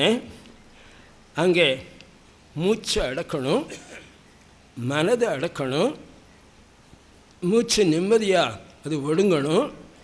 இதெல்லாம் இத்தனை வினாடிகள் நடந்தாக வேண்டும் அப்படிலாம் இருக்குது. நமக்கு எந்த பயிற்சியும் இல்லை. நம்ம மனசை புருவ மத்தியில் நிலைநிறுத்தணும்னாக்கா 1000 எண்ணங்கள் ஓடி வந்து புருவ மத்தியில் நாம் குவிகின்ற மனசை அரை நிமிஷத்தில் தவிடுபடி ஆக்கிடும். இது நடைமுறையில் உண்டான சிக்கல்கள். அதனால் நடைமுறையில் எத்தனை சிக்கல் இருக்கட்டும், நடைமுறையில் எத்தனை தடங்கள் இருக்கட்டும், பகவான் வழி ஒன்று ஏற்படுத்தாமல் போயிட்டானா, பகவான் வழி ஒன்று ஏற்படுத்தாமல் போயிட்டானாக்கா அவன் மேலே குறை, அவன் மேலே பெரிய பாவம். ஆனால் இறைவன் அப்படி வைக்கவில்லை. இறைவன் எப்படி வச்சிருக்கிறான்? கடைசி நேரத்தில் என்னுடைய நாமத்தை சொல்லிக்கொண்டு உயிரை விடு, என்னுடைய நாமத்தை சொல்லிக்கொண்டே உயிரை விட்டால் உன்னுடைய உயிரை நான் எமனிடம் ஒப்படைக்க மாட்டேன், உன்னை சொர்க்கத்தில் சொர்க்கலோக வாசிகளோடு உன்னை ஒப்படைத்து விடுவேன், நீ துயரில்லாமல் துன்பம் இல்லாமல் வாழ முடியும் சொல்லியிருக்கான். நம்பத்தானே வேணும், எதையும் நம்பலைன்னா எப்படித்தான் வாழ்க்கையை வாழச்சு. அதனால் அந்த வகையில் இன்றைய நாளில் சிவநாமத்தை எந்த அளவுக்கு ஆழ்ந்த உணர்வோடு நம்மால் உச்சரிக்க முடிகின்றதோ அந்த வகையில் உச்சரித்து கடைசியில் நாமாவளியை முடிக்கும்போது சிவஸ்மரணையிலேயே நாமாவளியை முடித்து தியானத்தில் இருக்கணும். பகவான் என்ன காட்சியை கொடுக்குறானோ அந்த காட்சியை கொடுக்கட்டும். பகவான் நமக்கு துர்கதியான காட்சியை தரமாட்டான். யாரெல்லாம் சாதகர்களாக இருக்கின்றார்களோ, யாரெல்லாம் மெய்ப்பொருளை நாடுபவர்களாக இருக்கின்றார்களோ அவர்களுடைய மனநிலையை பகவான் கொஞ்சம் சோதிக்கிறான். சோதித்தாலும் அவர்கள் தாண்ட முடியாத தடைகளை பகவான் விதிப்பதில்லை. சிறிது உறுதிப்பட்ட நெஞ்சம், சிறிது ஆழ்ந்த நம்பிக்கை, சிறிது நாமத்தில் பெரிய அளவு நம்பிக்கை, இதெல்லாம் வச்சுக்கிட்டு சிவநாமத்தை சொல்லிட்டே இருந்தோம்னாக்கா சிவனாருடைய அனுகிரகத்தால் நாம் சிவலோகத்தை அடைந்து விடுவோம், நரகத்தை கடைந்து விடுவோம், நரகத்தை கடந்துடலாம். அதனால் நமக்கு உண்டான பல வகையான மார்க்கங்களில் பகவான் நாமத்தை பக்தியோடு உச்சரித்து நாம் பரகதி அடைவதற்கு நாம் முழு மனதோடு முயல வேண்டும். அந்த முழு மனதோடு கூடிய அந்த முயற்சிக்கு இறைவனின் திருவருள் பெரும் துணை புரிய வேண்டும். இத்தகைய கருத்துக்களை உங்கள் முன் வைக்க எனக்கு ஒரு வாய்ப்பு கிடைத்ததற்கு எல்லாருக்கும் நன்றி கூறி நிறைவு செய்கின்றேன். வணக்கம்.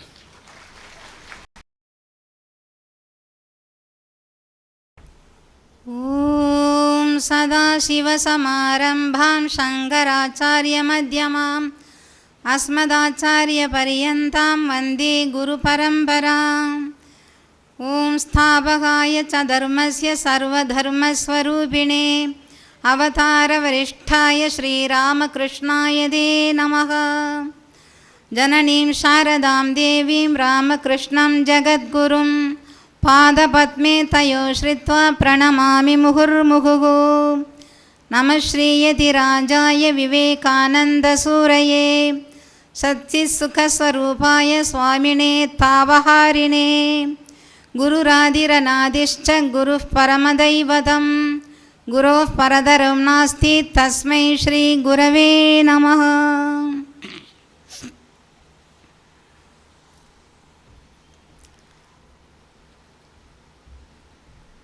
இங்கு கூடியிருக்கும்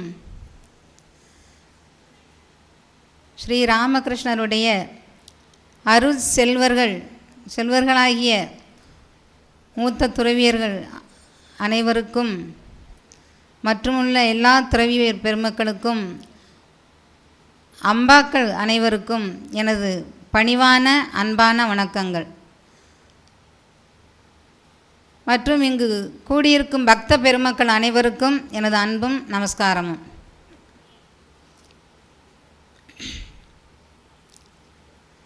மூன்று முறை நாமாவளி சொல்லிவிட்டு பிறகு தொடங்கலாம்.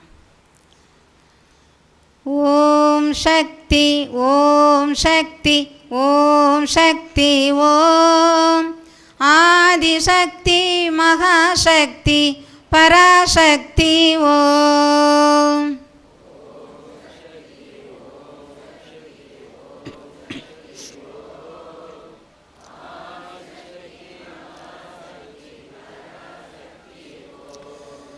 ஓம் சக்தி ஓம் சக்தி ஓம் சக்தி ஓம் ஆதிசக்தி மகாசக்தி பராசக்தி ஓம்.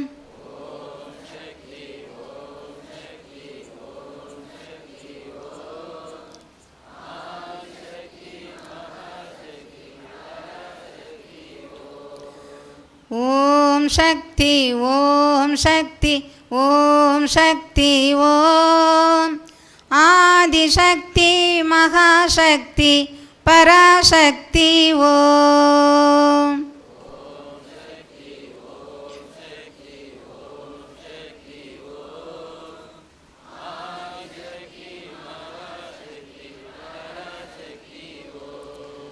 ஜெய் ஸ்ரீ பராசக்தி மகாமாயை கி.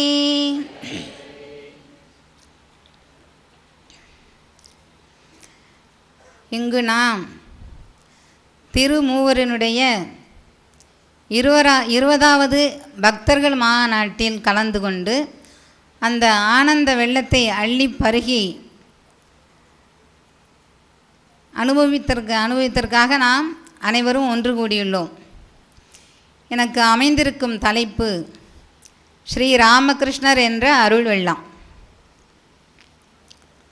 இந்த தலைப்பை கேட்டவுடனே புதிதாக ஒரு தலைப்பை கொடுத்திருக்கிறார்களே என்று எண்ணினேன். ஸ்ரீ ராமகிருஷ்ணர் என்ற அருள் வெள்ளம் நமது பாரதத்தில் மட்டுமின்றி பாரெங்கும் அருள் பிரவாகமாக பாய்ந்து ஆன்மீக பயிரை எப்படி செழித்து வளரும்படி செய்தது என்பதை நாம் பார்க்க வேண்டும்.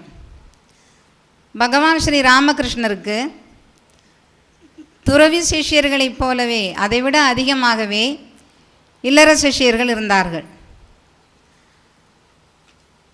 உயர்குடி பிறந்த உத்தமமான பண்பாளர்கள் நிறைய பேர்கள் அவருடைய இல்லற சிஷ்யர்கள். அதில் மிக மிக சிறப்பம்சமாக நாம் அறிந்திருப்பது கிரீஷ் சந்திர கோஷ்.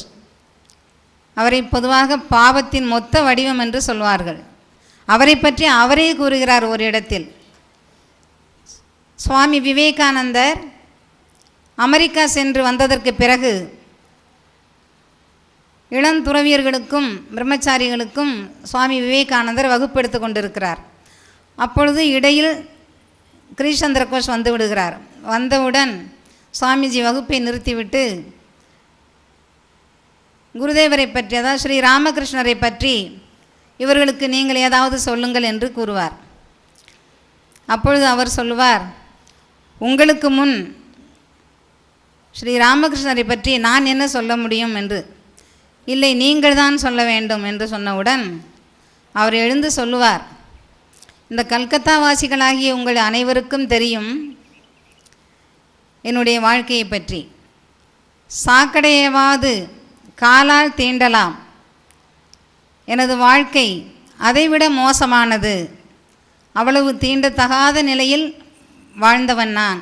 அப்படிப்பட்ட என்னை இந்த புனிதமே வடிவெடுத்த ஜெகத்குருவாக அமர்ந்திருக்கும் இந்த விவேகானந்தருக்கு சமமாக அமரும் நிலையை எனக்கு அந்த தகுதியை கொடுத்தது ஸ்ரீ ராமகிருஷ்ணர் என்றால் இதைவிட நான் உங்களுக்கு சொல்வதற்கு ஒன்றும் இல்லை என்று சொல்லிவிட்டு அமர்ந்து விடுவாராம்.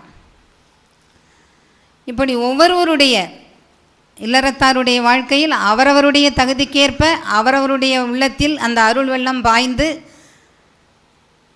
அந்த ஆன்மீக உணர்வை எழுப்பி மெய்யுணர்வை அவர்களை உணர வைத்தது.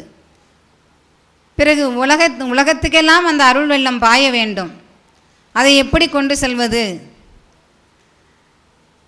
என்றால், உலகத்துக்கு எப்படி அந்த ஸ்ரீ ராமகிருஷ்ணர் என்ற அருள் வெள்ளம் உலகம் முழுவதையும் எப்படி ஆட்கொண்டது, எப்படி சென்று எல்லாருடைய உள்ளத்திலும் அது புகுந்தது என்றால்,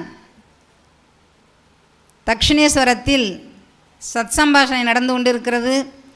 அப்பொழுது ஸ்ரீ ராமகிருஷ்ணர் நிறைய கருத்துக்களை அந்தரங்க சிஷ்யர்களுக்கென்று சொல்லுவார். அப்படி பேசிக்கொண்டு இருக்கும் பொழுதே அவருடைய மனம் ஒரு பரவச நிலையை அடைந்தது.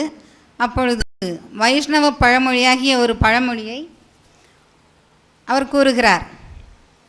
நாமோ ருச்சி பக்த பிரியா ஜீவதயா என்று கூறிவிட்டு, கூறி முடித்தவுடன் அவரே திரும்ப என்ன சொல்லுகிறார் என்றார், ஜீவதயா, ஜீவனுக்கு தயை காட்ட நீ யார்? இறைவனை தவிர ஜீவனுக்கு தயை காட்ட யாருக்கும் இயலாது, ஜீவ சேவா என்று சொல்லுவார்.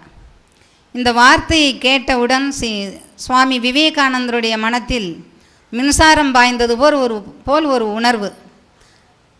அந்த வார்த்தையை கேட்டவுடன் அமர்ந்திருந்த இடத்தை விட்டு சுவாமி விவேகானந்தர் எழுந்து வெளியே போய் அமரவில்லை, நடந்து கொண்டே இருக்கிறார். பிற்காலத்தில் அவர் சொல்லுகிறார், அதை கேட்டதிலிருந்து எனக்கு ஒரு க்ஷணப்பொழுது கூட அமைதியாக ஒரு இடத்தில் இருக்க முடியவில்லை என்று. அப்போ இந்த உலகம் முழுதுக்கும் அந்த அருள் வெள்ளம் பாய வேண்டும் என்பதற்காக சுவாமிஜியினுடைய உள்ளத்தில் இந்த வார்த்தையின் மூலம் அந்த அருள் வெள்ளத்தை பாய்ச்சுகிறார் ஸ்ரீராமகிருஷ்ணர். அமெரிக்கா போக வேண்டும் என்று சொன்னவுடன் சுவாமி விவேகானந்தர் உடனே ஏற்றுக்கொள்ளவில்லை. தள்ளி போட்டுக்கொண்டே தான் போவார். பிறகு அனுமதி வாங்க வேண்டும் என்று எண்ணி அம்மாவுக்கு, அன்னை சாரதா தேவிக்கு ஒரு கடிதம் எழுதுகிறார். அம்மா, என்னை எல்லோரும் அமெரிக்கா செல்ல வேண்டும் என்று சொல்லுகிறார்கள், நான் எப்படி போவது? போவதா வேண்டாமா என்று எனக்கு தயக்கமாக இருக்கிறது, உங்களுடைய அனுமதி தேவை என்று எழுதுவார். அப்பொழுது அன்னை சாரதை என்ன செய்வார்கள், அதை பற்றி சிந்தித்து கொண்டு கங்கை கரையில் அமர்ந்திருக்கும் பொழுது ஒரு ஞான காட்சி. ஸ்ரீ ராமகிருஷ்ணர் கங்கையில் மேலே நடந்து கொண்டு வருகிறார். கங்கையின் மீது நடந்து கொண்டு வரும் பொழுது கரை ஏறும் முன் இடையிலேயே அப்படியே மறைந்து விடுகிறார். அந்த கங்கை நீர் அந்த பிரவாகத்திலேயே கங்கைக்கு உள்ளேயே மறைந்து விடுகிறார். சிறிது நேரத்தில் சுவாமி விவேகானந்தர் அங்கு வந்து இறங்கி அந்த கங்கா ஜலத்தை அள்ளி புரோக்ஷணம் செய்கிறார். உலகெங்கும் தெளிப்பது போல் அள்ளி கையால் அள்ளி புரோக்ஷணம் செய்கிறார். இந்த நான் ஞான காட்சியை பார்த்தவுடன் அன்னை ஸ்ரீ சாரதா தேவியார் உடனே சுவாமிஜிக்கு கடிதம் எழுதுகிறார்கள். மகனே, ஸ்ரீ ராமகிருஷ்ணருடைய அருளை உலகுக்கு பரப்புவதற்கே நீ வந்துள்ளாய். ஆகவே நீ தயக்கமின்றி தாராளமாக செல்லலாம் என்று அனுமதி அளித்து கடிதம் எழுதி விடுவார்கள். அதற்கு பிறகுதான் அவர் சம்மதம் தெரிவித்து அமெரிக்கா செல்வதற்கு முயற்சி செய்து போகிறார். இப்போ அப்படி அமெரிக்கா செல்லும் பொழுதும் அந்த அருள் வெள்ளத்தை அவ்வளவு சுலபமாக அவரால் அங்கே பாய்ச்ச முடிந்ததா என்றால், எவ்வளவு கடினமான சோதனைகளுக்கு பின் அவரை அங்கே அந்த அருள் வெள்ளத்தை அப்படி பிரவாகமாக பெருகி ஓட வைக்கும் முன் அவருக்கு எத்தனை சோதனைகள், எத்தனை இடையூறுகள் என்று நாம் அறிந்துள்ளோம். அப்படிப்பட்ட அந்த ராமகிருஷ்ணர் என்ற அருள் வெள்ளம் ஒவ்வொருவருடைய உள்ளும் இப்பொழுது நமக்கு தெரியும். அந்த அருள் வெள்ளத்தை பற்றி நமக்கு இந்த மக்கள் வெள்ளத்தை பார்த்தாலே நமக்கு புரிந்து கொள்ள முடியும். எங்கெங்கோ இருந்து திரளான மக்கள் அவருடைய பெயரை கேட்டவுடனே வந்து இப்படி குவிகிறார்கள் என்றால் அவர்களாக வரவில்லை. அந்த அருள் வெள்ளமே போய் அவர்களையெல்லாம் தள்ளி இழுத்து கொண்டு வந்திருக்கிறது. ஒவ்வொருவருடைய உள்ளத்தில் உள்ள அழுக்குகளையும் கசடுகளையும் அந்த அருள் வெள்ளம் உள்ளே புகுந்து வெளியே தள்ளி தூய்மைப்படுத்தி அவர்களுடைய வாழ்க்கை பயனை அடைய வைப்பது ஒன்றே குறிக்கோளாக கொண்டிருக்கிறார் ஸ்ரீ ராமகிருஷ்ணர். அப்பொழுது அந்த ராமகிருஷ்ணர் என்ற அருள் வெள்ளம் பார்க்கும் பொழுது இந்த எல்லா சான்றோர்களும் அந்த அருள் வெள்ளத்தை உணர்ந்திருக்கிறார்கள். இறைவனுடைய அருள் வெள்ளம் எப்படிப்பட்டது? மாணிக்கவாசகர் சொல்கிறார், சிறைவரா நீர்போல் என் சிந்தைவாய் பாயும் திருப்பெரும் துறை உரை சிவனே, இறைவனே நீ என் உடலிடம் கொண்டாய், இனி என் உன்னை என் இறக்கேனே என்று பாடுகிறார். தாயுமானவரும் அதே போல் சொல்லுகிறார். எப்படி நமக்கு ஸ்ரீ ராமகிருஷ்ணர் இந்த அருள் வெள்ளத்தை பாய்ச்சுவதற்கு எப்படி உயர கோபுரத்தில் ஏறி நின்று குழந்தைகளே வாருங்கள், எல்லோருக்கும் வழங்குவதற்கு நான் காத்து கொண்டிருக்கிறேன், யாரும் வரவில்லையே என்று அறைகூவி அழைக்கிறார். அப்பொழுது அவருடைய அருளை மற்றவர்களுக்கு வழங்குவதற்காகத்தான் அவர் அப்படி கூவி அழைக்கிறார். அதேபோல் தாய்மானவர் என்ன சொல்கிறார் என்றார், காகம் உறவு கலந்துண்ண கண்டீர்,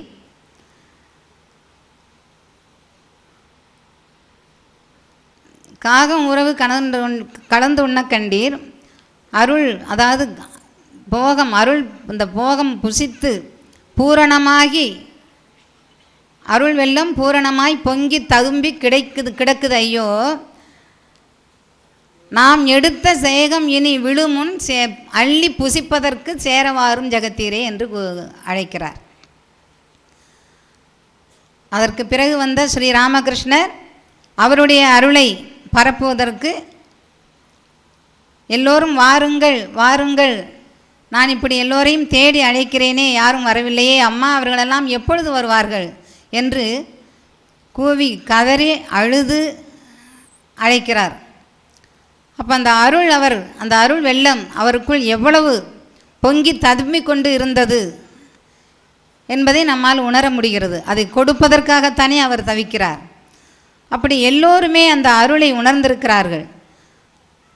அப்பொழுது அந்த அருள் வெள்ளம் நாடு முழுதும் எப்படி பாய்ந்து இந்த ஆன்மீக பயிரை செழிக்க வைத்திருக்கிறது என்பதை நாம் இப்பொழுது கண்கூடாக காண்கிறோம். எத்தனையோ பேர் எந்தெந்த வகையிலையோ வேறு எந்தெந்த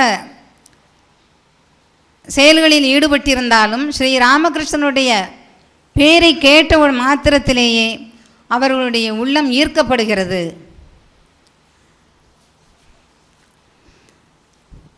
அப்படி அந்த ஈர்ப்பு சக்தி அவருக்கு மட்டும் எங்கிருந்து வந்தது என்றால் அவருடைய அருள் திறன்தான். எப்பொழுதுமே அவர் சொல்லுவது போல், எங்கு உண்மையான ஆழமான பக்தி இருக்கிறதோ அங்கு இறைவனுடைய அருள் தானாக கிடைக்கும். உனது இறைவனுடைய அருள்காற்று எப்பொழுதுமே வீசிக்கொண்டிருக்கிறது. உனது மனமான பாய் மரத்தை விரித்து அதை வைக்க வேண்டியதுதான் தாமதம். அதை விரித்து வைத்தால் உடனே அவருடைய அருள் கிடைத்துவிடும் என்று கூறுகிறார். இப்படி எளிய முறையில் ஸ்ரீ ராமகிருஷ்ணனுடைய அமுத மொழிகள், அந்த உபதேச மொழிகள் எப்படிப்பட்டவர்களுக்கும், கற்றவர்கள் கல்லாதவர்கள், எவ்வளவு புரியவே புரியாதவர்களுக்கும், குழந்தைகளுக்கு கூட புரியும் அளவில் அப்படி ஒரு அமுத மொழிகளை அவர் வாரி வழங்கியிருக்கிறார். நாம் இப்பொழுது நிறைய படிக்கிறோம், கேட்கிறோம். ஆனால் படிப்பவர்கள் கேட்கிறவர்கள் எல்லோரும் வாழ்க்கையில் எந்த அளவிற்கு வாழ கற்றுக்கொண்டிருக்கிறோம் என்பது அவரவருக்குத்தான் தெரியும். ஆனால் ஸ்ரீ ராமகிருஷ்ணர் எப்படி வாழ்ந்தார் என்றால், அவர் எதையும் படிக்கவும் இல்லை. எதா இருந்தாலும் யாரோ கேட்டால் எனக்கு ஒன்றும் தெரியாது, அம்மா எனக்கு நீதான் எல்லாம் கற்றுக் கொடுக்க வேண்டும் என்று போய் அம்பிகையிடம் பிரார்த்திப்பார். ஆனால் அவருடைய வாழ்க்கை அந்த சாஸ்திரத்துக்கு ஒத்ததாக அமைந்திருந்தது. கற்றவர்களுடைய வாழ்க்கைக்கும் அவருடைய வாழ்க்கைக்கும் எவ்வளவோ வேறுபாடு இருந்தது. ஒருவர் கூறுவார், அவர் அந்த ஏட்டுக்கல்விக்கு முக்கியத்துவம் கொடுக்காததால் தான் அவருடைய அருள் சக்தி அவ்வளவு ஆழமானதாக இருந்து இந்த உலகுக்கு பயன்படுகிறது என்று. அதுபோல் அவர் இந்த சாதாரண கல்விக்கு சிறிதும் மதிப்பு கொடுக்கவில்லை. கொடுக்காது மட்டும் ஏன் நீ போக மாட்டேன் என்கிறாய், படிக்க வேண்டும் கட்டாயப்படுத்தும் போது அவங்க அண்ணா அம்மா யார் சொன்னாலும் வேண்டாம், இந்த சோற்று கல்வி, இந்த வயிற்று பிழைப்பு கல்வி எனக்கு வேண்டாம் என்று உறுதியாக கூறிவிடுகிறார். யார் என்ன வற்புறுத்தியும் அவர் அதற்கு செவி சாய்க்கவில்லை. அப்படி பள்ளிக்கூடம் போன சிறிது நாட்களுக்கும் அவர் பள்ளிக்கூடத்தில் அமர்ந்து எதையும் காதில் கூட வாங்கி கொள்ளவில்லை. அவருடைய நண்பர்களை அழைத்து கொண்டு போய் இறைவனுடைய நாமத்தை, ஒரு மாந்தோப்பில் இருந்து நாமத்தை சொல்லுவது, பஜனை பண்ணுவது, நாடகம் நடிப்பது, இப்படித்தான் அவருடைய சிறு வயதிலேயே அவருடைய காலம் கழித்திருக்கிறது. அப்போ ஆழமாக அந்த சிறு வயதிலிருந்தே அவருடைய உள்ளத்தில் ஆழமான பக்தி, அவருடைய உண்மை, அதாவது சத்தியத்தில் ஒரு பிடிப்பு, சத்தியத்தினால்தான் இறைவனை அடைய முடியும், சத்தியம் வேறென்று இறைவன் வேறென்று, இதையெல்லாம் நாம் உபனிஷத்தில் மற்ற சாஸ்திரங்களில் படிக்கிறோம். சத்து என்றால் இருப்பு, சத்தியம்தான் இறைவன் வேறொன்று. ஆனால் அவருடைய வாழ்க்கையில் அவர் எதையும் படிக்கலை. ஆனால் அவர் என்ன சத்தியத்தை தன்னுடைய சொரூபமாகவே ஆக்கியிருந்தார். சத்தியத்தை தவிர அவருக்கு வேறு ஒன்றுமே செய்ய முடியாது. மறந்து கூட அவர் வாயில் போய் வராது. எதையாவது மறந்துட்டால் அவரால் ஒன்றுமே செய்ய முடியாது. எப்படி ஒருத்தர் இரவு இங்கே எங்கள் வீட்டில் சாப்பிட வரணும்னு சொல்லுவாராம் எதுமல்லிக்கு. அப்போ இவரும் மறந்துடுவார், கூப்பிட்டவரும் மறந்துடுவார். இப்போ இவர் போய் படுக்கும் போகும்போது இவருக்கு படுக்கையில் படுக்க முடியாது, யாரோ பிடிச்சி தள்ளுற மாதிரி இருக்கும். இன்றைக்கி என்ன நம்ம தப்பு பண்ணணும், ஏன் நமக்கு படுக்கிறதுக்கு அனுமதி இல்லை அப்படின்னு நினச்சி பார்க்கும் பொழுது அவருக்கு ஞாபகம் வந்துடும், ஆகா நான் வரேன்னு சொல்லியிருந்தேன், போகலை, நான் பொய் சொல்லுவான் ஆகிட்டேன், அதனால என்னால் படுக்க முடியலை அப்படின்னு. உடனே அந்த ராத்திரியில் அவரும் தூங்கிட்டார், இவரும் தூங்குகிற நேரம் அந்த அர்த்தராத்திரி எழுந்து போய் கதவு மேலே ஏறி அங்கே நின்று நான் எதுமல்லிக்கு நான் வந்துட்டேன்னு அந்த வாசலில் கால் வச்சுட்டு அதுக்கப்புறம் படுத்தாக்க தான் அவருக்கு படுக்க முடியுமா, அவர் தூங்குறார். நமக்கு இது அதிசயமாக இருக்கலாம். ஏன்னா நமக்கு இந்த மாதிரி சின்ன சின்ன விஷயங்களுக்கெல்லாம் அதெல்லாம் இது ஒரு பெரிய தப்பா அப்படின்னு நினச்சிக்குவோம். ஆனால் உண்மையிலேயே அவர் மறந்து கூட அந்த சிறு செயல்களில் கூட வழுவவில்லை. அவருடைய வாழ்க்கையில் நம்ம ஒவ்வொரு சின்ன சின்ன செயலையும் சிந்தித்து பார்த்தோன்னா அவருடைய வாழ்க்கை எவ்வளவு உண்மையான ஒரு தூய்மையான வாழ்க்கை, சாஸ்திரத்துக்கு ஒத்த வாழ்க்கை. நிறைய பேர் அவர் சாஸ்திரம் படிக்கலை, பாரம்பரியமில்லை இப்படியெல்லாம் கேட்டிருக்கோம். ஆனால் உண்மையிலேயே சாஸ்திரத்துக்கு ஒத்த வாழ்வு வாழ்ந்தவர் அவர்.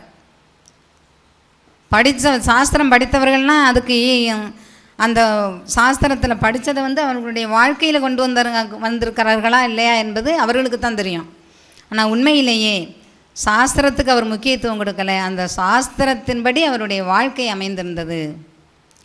அப்பொழுது அந்த ஈடு இணையற்ற அந்த அருள் வெள்ளம் இந்த பாரதத்தை மட்டுமின்றி உலகத்தையே தன்னுள் அடக்கி கொண்டது, மூழ்கடித்து விட்டது என்று நாம் உறுதியாக கூறலாம். அப்படிப்பட்ட அருள் வெள்ளம் நம்முள் பொங்கி ததும்பி நாம் அதை அள்ளி பருகி ஆனந்தத்தில் திளைத்திருக்க வேண்டுமானால் என்ன செய்வது? ஸ்ரீ கிருஷ்ண பகவான் என்ன சொல்லுகிறார் பகவத்கீதையில்? மச்சித்தா மத்கத பிராணாக கதையந்த மாம் நித்தியம் துஷ்யந்திச்ச ரமந்திச்ச. அப்போ அப்படின்னு சொல்கிறார். எப்படி இந்த பக்தர்கள் என்ன செய்வார்களாம்? போதையந்த பரஸ்பரம் மச்சித்தா மத்கத பிராணாக, அதாவது என்னிடத்திலேயே மனதை வைத்தவர்களாக என்னை பற்றியே பேசி அந்த போதத்தில் திளைத்திருந்து மகிழ்ச்சி அடைகிறார்கள், ரமிக்கிறார்கள் என்று கூறுகிறார். நாம் இந்த ராமகிருஷ்ணர் என்ற அருள் வெள்ளத்தில் நீந்தி திளைக்க வேண்டுமானால் எப்பொழுதும் அவருடைய சிந்தனையில் இருந்தோமானால் வேறு ஒன்றும் நமக்கு தேவையில்லை. அந்த ஆனந்தமும் அந்த திருப்தியும் நம்மை தானாக ஆட்கொள்ளும். ஆகவே அவர்களுடைய வாழ்க்கை நமக்கு முன்மாதிரியாக அமைந்திருந்தது. வெறும் யாரை வேண்டுமானாலும் நம்ம பார்க்கலாம். இப்போ நிறைய படிச்சுட்டு பேசுகிறவர்களே, ரொம்ப அழகாக பேசுகிறவர்களே நம்ம பார்க்குறோம். ஆனால் அதை விட ஸ்ரீ ராமகிருஷ்ணரே சொல்லியிருக்காரு, இறைவனுடைய ஆதேசம் இல்லாட்டி பேசி பிரயோஜனம் இல்லை, உன்னுடைய பேச்சுக்கு யார் செவி சாய்ப்பார்கள் என்று. அப்போ ராமகிருஷ்ணர் படிச்சுட்டு பேசலை, சரியாகவே அவருடைய பாஷையே சிலருக்கு புரியும் சிலருக்கு புரியாது. அப்படி ஒரு மழலை மாதிரியெல்லாம் பேசி அந்த கருத்தை ஆழமாக புரிய வச்சு ஒவ்வொருத்தருடைய வாழ்க்கையும் மாற்றி அமைச்சார். அந்த சக்தி அவருக்கு எங்கேருந்து வந்ததுன்னா அவருடைய மன தூய்மையிலையும் உண்மையிலையும் இருந்து வந்துச்சு. அப்போ அவருடைய வாழ்க்கையை பின்பற்றணுன்னா, அந்த அருள் வெள்ளத்தில் நாம் நீந்தி திளைக்கணும்னா எப்பொழுதுமே அவருடைய சிந்தனையில் மச்சித்தா மத்கத பிராணாகா என்று அதையே பேசி அதையே சிந்தித்து அந்த ஆனந்தத்திலேயே நாம் திளைத்திருக்க வேண்டும். அப்பொழுதுதான் நாம் உண்மையாக அவருடைய பக்தர்கள் ஆக முடியும். ஏனென்றால் எல்லோருக்குமே ஸ்ரீ ராமகிருஷ்ணருடைய பக்தர்கள் என்று சொல்லிக் கொள்வதில் பரமானந்தம், ரொம்ப ஆசை. ஆனால் உண்மையாக அவருடைய பக்தர்களாக நம்ம இருக்கணும். அப்போ அப்படி பக்தர்களாக இருக்கணும்னா வேறு சிந்தனை இல்லாமல் எப்பொழுதுமே அந்த அருள் வெள்ளத்தை நாம் நீந்தி திளைக்க தகுதி உள்ளவர்களாக நமது வாழ்க்கையை அமைத்து கொள்ள வேண்டும். ஸ்ரீ ராமகிருஷ்ணர், ஸ்ரீ சாரதாதேவி, சுவாமி விவேகானந்தர் இவர்களைப் போல உலகத்தில் மக்களுக்காகவே கொஞ்சம் கூட சுயநலமில்லாமல் வாழ்ந்து வழிகாட்டியவர்களை அதற்கு முன்போ அதற்கு பின்போ நம்மால் பார்த்ததுமில்லை, பார்க்க முடியாது. எத்தனையோ பேர் வழிகாட்டி இருக்கிறார்கள், சாஸ்திரத்தின் மூலம் வழிகாட்டி இருக்கிறார்கள், நிறைய எழுதி வைத்திருக்கிறார்கள் எல்லாம். ஆனால் இவர்கள் தன்னுடைய சுய வாழ்க்கையின் மூலம் வழிகாட்டினார்கள். ஆகவே அவர்கள் நமக்கு ஒரு சிறந்த வழிகாட்டிகள். அவர்களுடைய குழந்தைகள் என்று சொல்லி அவர்களுடைய வழியை பின்பற்றி நாமும் அவர்களுடைய அந்த அருள் வெள்ளத்தில் நீந்தி திளைக்க தகுதி உள்ளவர்களாக நாம் ஆவோமாக. எல்லாம் வல்ல இறைவன் நமக்கு அதற்கு அருள் புரிவாராக. ஜெய் ஸ்ரீ குரு மகாராஜ் கி ஜெய்.